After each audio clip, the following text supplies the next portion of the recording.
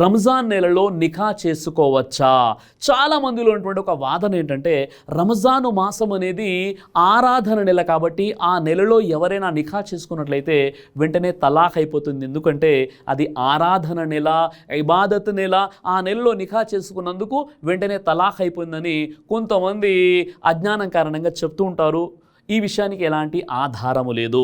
సోదర మహాశివులారా, నిఖాని ఆదా దీన్ అని చెప్పడం జరిగింది. అంటే సగధర్మం పూర్తవుతుంది ఎవరైతే నిఖా చేసుకుంటారో అని చెప్పడం జరిగింది. కాబట్టి రంజాన్లో కూడా నిఖా చేసుకునే అనుమతి ఉంది.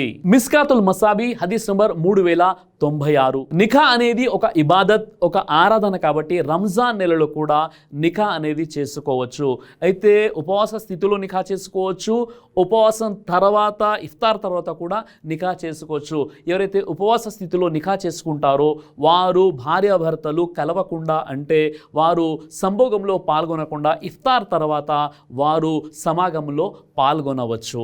రంజాన్ నెలలో వివాహం చేసుకోవచ్చు, ఎలాంటి అభ్యంతరం లేదు. ఒకవేళ కంట్రోల్ చేసుకునేటువంటి శక్తి లేనట్లయితే ఆ వివాహాన్ని పోస్ట్పోన్ చేయవచ్చు, వేరే నెలలో వివాహాన్ని చేసుకోవాలి. అలా అని రంజాన్ నెలలో వివాహం చేసుకుంటే తొందరగా తలాక్ అయిపోతుంది అని చెప్పడానికి ఖురాన్ హదీస్ నుండి ఎలాంటి ఆధారాలు లేవు.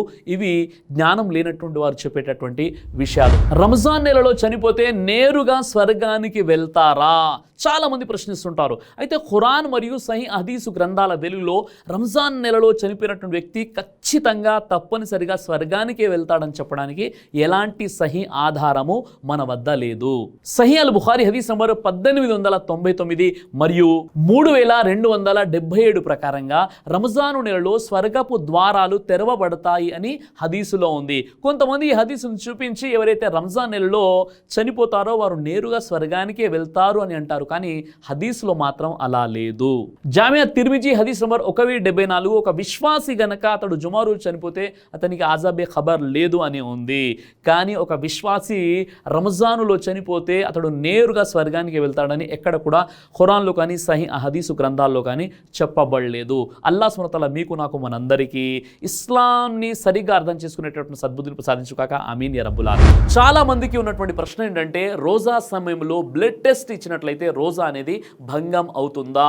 మేము రోజాలో ఉన్నాము, బ్లడ్ టెస్ట్ ఇవ్వచ్చా ఇవ్వకూడదా? ఒకవేళ ఇస్తే రోజా అనేది భంగం అవుతుందా? ఫతావా అల్ సియామ్ పేజ్ నెంబర్ 111 నుండి 112ని కాస్త మనం చూసినట్లయితే ఉపవాస స్థితిలో రక్తం బయటకి వస్తే రోజా అనేది భంగం అవ్వదు.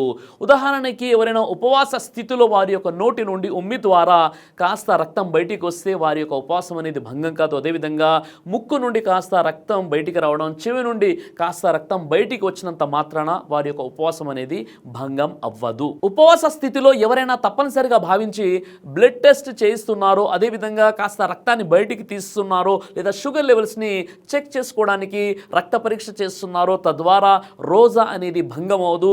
కేవలం కొద్ది మోతాదులో మాత్రమే రక్తం తీయడం జరుగుతుంది కాబట్టి అలాంటి వారికి నీరసం కూడా రాదు, వారి యొక్క రోజా అనేది భంగం కూడా జరగదు. ఉపవాస స్థితిలో రోజా ఉంటూ బ్లడ్ డొనేట్ చేయవచ్చా, రక్తదానం చేయవచ్చు అంటే ఉలమాలు, ధార్మిక పండితుల దృష్టిలో ఈ విషయంపై భిన్న అభిప్రాయాలు ఉన్నాయి. ఉదాహరణకి బ్లడ్ డొనేషన్ అనేది అది కూడా హిజామా కప్పింగ్ లాంటిదే. కప్పింగ్లో కూడా వారు శరీరం నుండి రక్తాన్ని బయటికి తీస్తారు. ఇక్కడ బ్లడ్ డొనేషన్ చేసేటప్పుడు కూడా ఆ యొక్క రక్తాన్ని శరీరం నుండి బయటికి తీయడం జరుగుతుంది. కాబట్టి ఉలమాలు ఈ విషయంలో భిన్నాభిప్రాయాలు కలిగి ఉన్నారు. సునన్ అబూ దావుద్ హదీస్ నంబర్ 2364 ప్రవక్త ముహమ్మద్ సల్లల్లాహు అలైహి వసల్లం ఈ విధంగా తెలియజేశారు. ఉపవాసం పాటిస్తూ హిజామా చేసుకున్న వ్యక్తి, చేయించిన వ్యక్తి ఇద్దరి యొక్క ఉపవాసం భంగమవుతుంది అని తెలియజేశారు.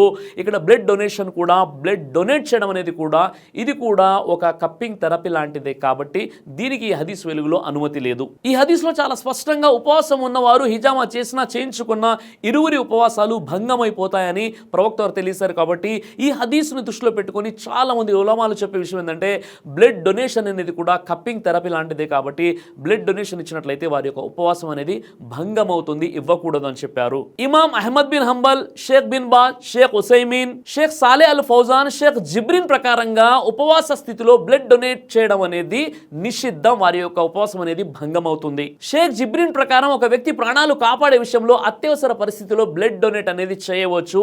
తద్వారా ఆ వ్యక్తి యొక్క ఉపవాసం అనేది భంగమైనా పర్వాలేదు, ఆ తర్వాత మిగతా రోజుల్లో ఆ యొక్క ఉపవాసాన్ని పూర్తి చేసుకోవాలి. కానీ ఒక వ్యక్తి ప్రాణం పోతుంటే మీరు తప్పనిసరి పరిస్థితిలో ఉపవాసంలో ఉన్నప్పటికీ మీరు అత్యవసర పరిస్థితిలో మీ యొక్క బ్లడ్, అతని యొక్క బ్లడ్ మ్యాచ్ అయిపోయి మీరు బ్లడ్ ఇవ్వాలనుకున్నప్పుడు తప్పనిసరిగా ఇవ్వవచ్చు. ఆ యొక్క రోజా అనేది మాత్రం భంగం అవుతుంది. మిగతా రోజుల్లో మీరు ఆ యొక్క ఉపవాసాన్ని పాటించాలని చెప్పారు. సాధారణంగా బ్లడ్ డొనేషన్ అనేది 500 ml వరకు బ్లడ్ని తీసుకోవడం జరుగుతుంది. కాబట్టి ఉపవాస స్థితిలో 500 mlని మీరు బ్లడ్ డొనేట్ చేసినట్లయితే నీరసం వచ్చేటటువంటి అవకాశాలు ఉంటాయి. కాబట్టి అత్యవసరటువంటి పరిస్థితి, ఎమర్జెన్సీలో మాత్రం దీనికి అనుమతి ఉంది తప్ప ఎమర్జెన్సీ లేనట్లయితే ఇఫ్తార్ తర్వాతే బ్లడ్ డొనేషన్ చేసుకుంటే చాలా మంచి విషయం. ఇక ఉలమాలలోని రెండో గ్రూపుకు చెందినటువంటి వారిలో షేక్ నసీరుద్దీన్ అల్బానీ లాంటి వారు చెప్పే విషయం ఏంటంటే, ప్రవక్త ముహమ్మద్ సల్లల్లాహు అలైహి వసల్లం వారు ఉపవాస స్థితిలో ఆయన హిజామా చేయించుకున్నారు కాబట్టి ఉపవాస స్థితిలో బ్లడ్ డొనేట్ చేయవచ్చు, మీ రోజా కూడా భంగం కాదు అని చెప్తున్నారు. ఈయనతో పాటు చాలా మంది ధార్మిక పండితులు కూడా ఉపవాస స్థితిలో బ్లడ్ డొనేట్ చేయవచ్చు అని చెప్పారు. ఉదాహరణకి అల్బానీ, అనస్ బిన్ మాలిక్, హజరత్ ఆయిషా, ఇమాం మాలిక్, ఇమాం షాఫీ వారు ఉన్నారు. వీరు చెప్పే విషయం ఏంటంటే, ప్రవక్త ముహమ్మద్ సల్లల్లాహు అలైహి వసల్లం వారు రమదాన్లో ఉపవాస స్థితిలో కూడా ఆయన హిజామా చేయించుకున్నారు కాబట్టి మీరు బ్లడ్ డొనేట్ చేయడంలో తప్పు లేదు, మీ రోజా కూడా భంగం అవ్వదని రెండో వర్గానికి చెందినటువంటి ఉలమాలు ఈ విధంగా తమ అభిప్రాయాన్ని వ్యక్తం చేశారు. వీరి వద్ద కూడా ఒక హదీస్ ఉంది. ఇప్పుడు మనం ఆ హదీస్ని పరిశీలిద్దాం. సహీ బుఖారీ హదీస్ నంబర్ 1938లో ప్రవక్త ముహమ్మద్ సల్లల్లాహు అలైహి వసల్లం వారు ఆయన రమజాన్లోని ఉపవాస స్థితిలో కూడా హిజామా చేయించుకున్నారని ఈ హదీస్లో చెప్పడం జరిగింది. కాబట్టి ఈ విధంగా రెండు వర్గాలకు సంబంధించినటువంటి ఉలమాలు ఎవరైతే ఉన్నారో, ఒకరు అంటున్నారు ఉపవాస స్థితిలో మీరు గనక బ్లడ్ డొనేట్ చేసినట్లయితే మీ యొక్క రోజా అనేది భంగం అవుతుంది. మరొక వర్గానికి చెందినటువంటి వారు ఈ హదీస్ని చూపించి వారు చెప్పే విషయం ఏంటంటే, ప్రవక్త ముహమ్మద్ సల్లల్లాహు అలైహి వసల్లం వారు ఆయన ఉపవాస స్థితిలో ఆయన హిజామా కప్పింగ్ థెరపీ చేయించుకున్నారు కాబట్టి బ్లడ్ డొనేట్ చేయడంలో మీ రోజా అనేది భంగం అవదు. ఇలా ఉలమాల్లో భిన్నాభిప్రాయాలు ఉన్నాయి ఈ విషయంపై. కాబట్టి ఇక్కడ మనకు అర్థమైన విషయం ఏంటంటే, ఒకవేళ అత్యవసర పరిస్థితి, ఎమర్జెన్సీ లేనట్లయితే ఇఫ్తార్ తర్వాత బ్లడ్ డొనేట్ చేయడం అనేది ఉత్తమమైనటువంటి పద్ధతి అని నా యొక్క మనవి. కాబట్టి అల్లాహ్ సుబ్హానహు వ తఆలా మీకు, నాకు, మనందరి కూడా సరిగ్గా ఇస్లాంని అర్థం చేసుకుని జీవితం గడిపేటటువంటి సద్బుద్ధిని ప్రసాదించుగాక. ఆమీన్ యా రబ్బుల్ ఆలమీన్. స్త్రీలు జమాత్తో పాటు తరావీ నమాజ్ చేసుకోవచ్చా? అల్లాహ్ యొక్క మహదానుగ్రహం వల్ల ఆంధ్రప్రదేశ్ మరియు తెలంగాణలో చాలా మసీదుల్లో తరావీ నమాజ్ కోసం స్త్రీలకు ప్రత్యేకమైనటువంటి ఏర్పాట్లు ఉన్నాయి. వారు కూడా మసీదుకు వచ్చి జమాత్తో పాటు తరావీ నమాజులు చదువుతున్నారు. చాలా సంతోషకరమైనటువంటి విషయం. అయితే కొన్ని ప్రాంతాల్లో నేటి కూడా సోదరీమణుల కోసం ప్రత్యేకమైనటువంటి మసీదులు, అలాంటి ఏర్పాట్లు లేవు. అలాంటి స్త్రీలు అంతా కలిసి ఒక చోట స్త్రీలు తరావీ నమాజ్ చేసుకోవచ్చా? అయితే సోదర మహాశయులారా, స్త్రీలు కూడా జమాత్తో పాటు వారంతా కలిసి ఏదైనా ఒక ఇంట్లో, ఏదైనా ఒక ప్రాంతంలో, ఎక్కడైనా ఒక ఫంక్షన్ హాల్లో లేదా వారికి అనుకూలమైనటువంటి ప్రదేశంలో వారు స్త్రీలంతా కలిసి జమాత్తో పాటు తరావీ నమాజ్ చేసుకోవచ్చు. అయితే ఎవరైతే స్త్రీలకు ఇమామ చేస్తున్నారో ఆ సోదరిమణి ఎవరికైతే ఖురాను జ్ఞానం ఎక్కువగా ఉంటుందో, హాఫీజే ఖురాన్ లేదా ఖురాన్ గ్రంథాన్ని కంఠస్థం చేసినటువంటి సోదరిమణి ఎవరైతే ఎక్కువగా సూరాలు తెలిసినటువంటి సోదరిమణి ఉంటుందో, ఇమామత్గా ఉండేటటువంటి సోదరిమణి, ఆమె ప్రత్యేకంగా ఏ విధంగా అయితే పురుషులు ముందు ఒక ఇమాం నిలబడితే వెనక ముఖ్తదీలు నిలబడతారో ఆ విధంగా కాకుండా సోదరిమణులు చేసుకునేటటువంటి జమాత్ ఎలా ఉండాలి అంటే, ఆమె ప్రత్యేకంగా ముందు నిలబడకుండా ఆ పంక్తుల్లోనే మధ్యలో నిలబడి ఆమె ఇమామత్ చేయించాలి. విశ్వాసుల మాతృమూర్తి హజరత్ ఆయిషా రదియల్లాహు అన్హా వారు రంజాన్ నెలలో స్త్రీలకు తరావీ నమాజ్ చదివించేవారు.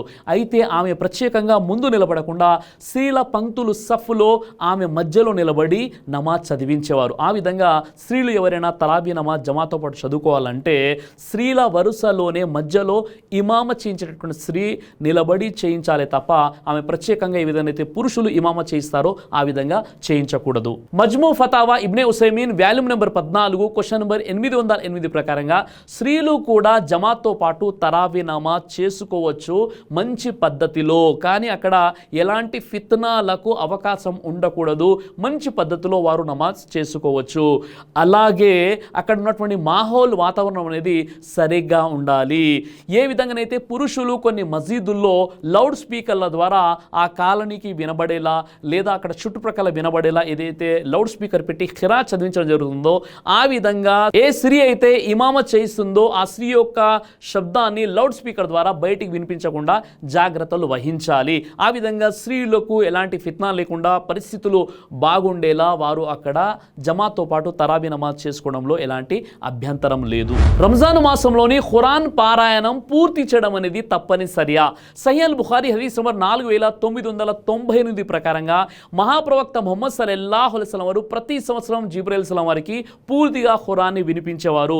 ప్రవక్త ముహమ్మద్ సల్లల్లాహు అలైహి వసల్లం వారు చనిపోయే సంవత్సరం అయితే 2 సార్లు పూర్తిగా ఆయన ఖురాన్ని జిబ్రైల్ అలైహిస్సలాం వారికి వినిపించారు. కాబట్టి ఖురాను గ్రంథాన్ని రంజాన్ మాసంలో పూర్తి చేయడం అనేది సున్నత్ మరియు ముస్తహబ్ కానీ ఫరజ్ కాదు. తప్పనిసరిగా ఖురాన్ గ్రంథాన్ని పూర్తి చేయాలని హదీస్లో ఎక్కడ కూడా చెప్పబడలేదు. కానీ ఎవరైనా ఖురాను గ్రంథాన్ని పూర్తి చేయడం అనేది ముస్తహబ్ మరియు సున్నత్గా పరిగణించబడుతుంది. కాబట్టి సాధ్యమైనంత వరకు అల్లా గ్రంథాన్ని కనీసం రంజాన్లో అయినా ఒక్కసారి తర్జుమాతో పాటు చదివేటటువంటి ప్రయత్నం మాత్రం తప్పనిసరిగా చేయాలి. ప్రవక్త ముహమ్మద్ సల్లల్లాహు అలైహి వసల్లం వారు చనిపోయేటటువంటి సంవత్సరం 2 సార్లు ఖురాను గ్రంథాన్ని జిబ్రైల్ సలాం వారికి వినిపించారంటే 2 సార్లు పూర్తి చేశారు. కాబట్టి ఎవరైనా ఆ స్ఫూర్తితో 2 సార్లు కూడా ఖురాను గ్రంథాన్ని పూర్తి చేయొచ్చు. కనీసం ఒక్కసారైనా అల్లా గ్రంథాన్ని రంజాన్లో కంప్లీట్ చేసేటటువంటి ప్రయత్నం చేయండి. అల్లా సుబ్హానహు వ తఆలా మీకు నాకు మనందరికీ కూడా ఈ రంజాను మాసంలో ఖురాను గ్రంథాన్ని పూర్తి చేసేటటువంటి సద్బుద్ధిని సాధించుగాక.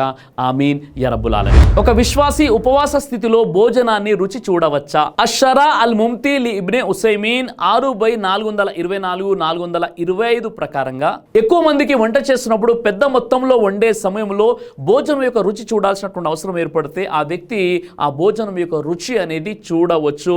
లేదంటే ఆ పెద్ద మొత్తంలో వండినటువంటి వంట వృధా అయ్యేటటువంటి అవకాశం ఉంటుంది. కాబట్టి రుచి చూడేటటువంటి అనుమతి ఉంది. అయితే ఏదైతే రుచి చూస్తాడో అతడు వెంటనే దాన్ని ఉమ్మివేయాలి తప్ప గొంతులోకి కడుపులో దింపుకోకూడదు. అయితే ఇది పెద్ద మొత్తంలో వండేటటువంటి వంటకు సంబంధించినటువంటిది. మజ్ము అల్ ఫత్వా అల్ కుబ్రా 2/474 ప్రకారంగా వంట చేసేటప్పుడు వంట యొక్క రుచి చూడకూడదు. కానీ పెద్ద ఎత్తులో భారీ స్థాయిలో ఎవరైతే వంట చేస్తున్నారో వంట యొక్క రుచి చూడని పక్షంలో ఆ చేసినటువంటి వంట మొత్తం కూడా వృధా అయ్యేటటువంటి అవకాశం ఉండే ప్రమాదం ఉన్నప్పుడు ఆ వ్యక్తి ఆ వంట యొక్క రుచి చూడవచ్చు. కానీ ఆ రుచి చూసిన తర్వాత అతడు ఉమ్మివేయాలి తప్ప గొంతులోకి దాన్ని తీసుకోకూడదు. అంటే ఇక్కడ సాధారణంగా ఒక వ్యక్తి లేదా ఒక ఇంటి వారి కోసం చేసే వంటలో ఉపవాస స్థితిలో టేస్ట్ చేసేటటువంటి అనుమతి లేదు. కానీ ఎక్కువ మందికి మీరు వండేటప్పుడు ఆ యొక్క వంట టేస్ట్ చేయని కారణంగా వృధా అయిపోయేటటువంటి ప్రమాదం ఉంటే మీరు ఎక్కువ మందికి చేస్తున్నారు కాబట్టి టేస్ట్ చేయవచ్చు. ఆ టేస్ట్ చేసిన తర్వాత అది ఉమ్మివేయాలి తప్ప గొంతులోకి తీసుకోకూడదు. ఉపవాస స్థితిలో ఆయిల్ పెట్టుకోవచ్చా, క్రీమ్ రాసుకోవచ్చా, మేకప్ చేసుకోవచ్చా?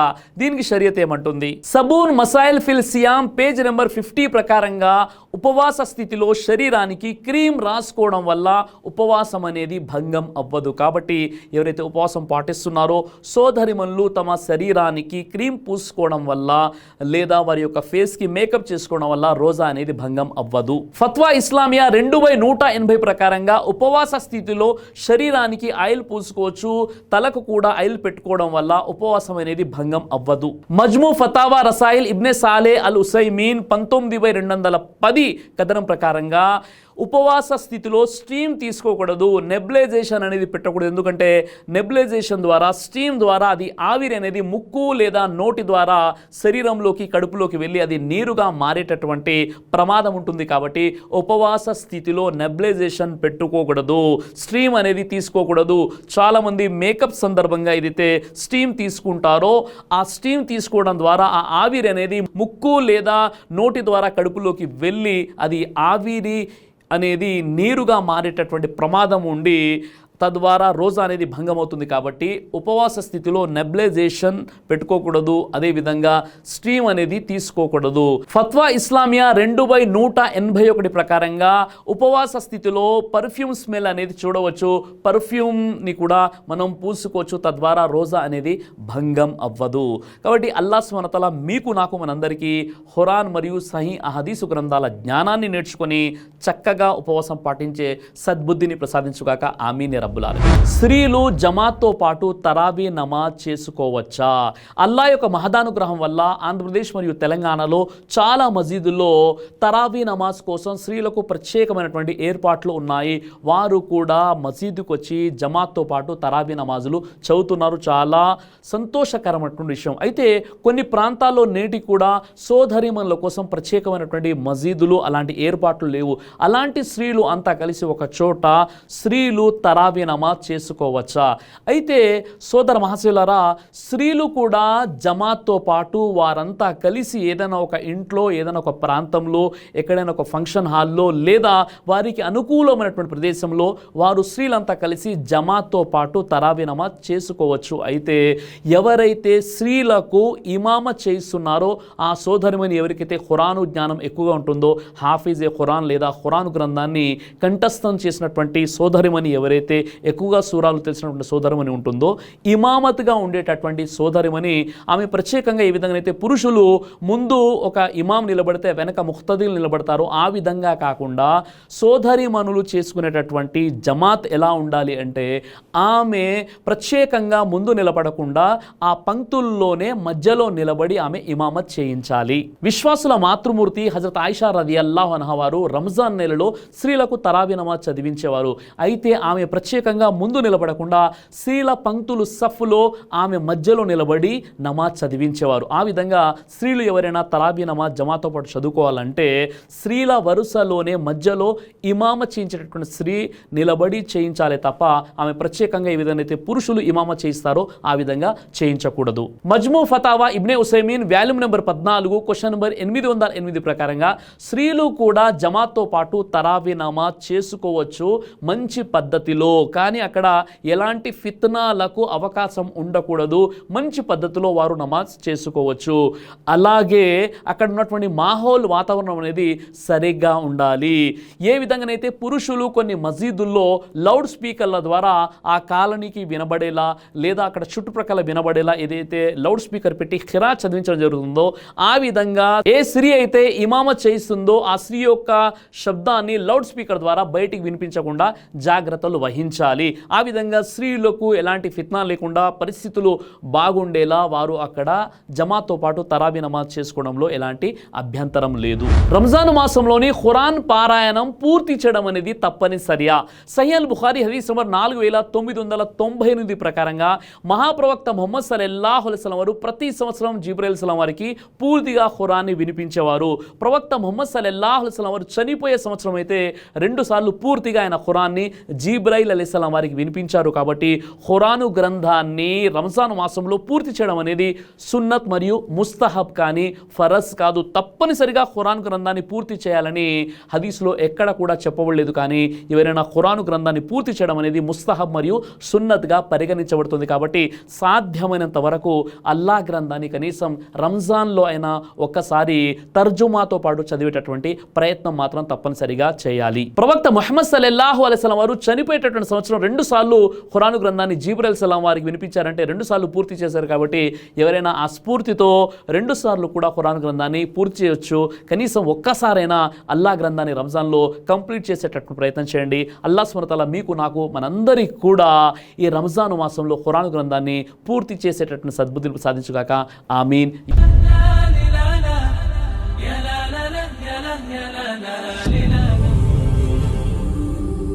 బ్రదర్ సిరాజ్ అని యూట్యూబ్ ఛానల్ని మీరు సబ్స్క్రైబ్ చేసినట్లయితే ఇన్షాల్లా దేవచిత్తం అయితే మీకు వీడియోస్ వస్తుంటాయి. అదేవిధంగా బ్రదర్ సిరాజ్ అనేటటువంటి ఫేస్బుక్ని కూడా లైక్ చేయడం వల్ల మీకు వీడియోస్ వస్తుంటాయి.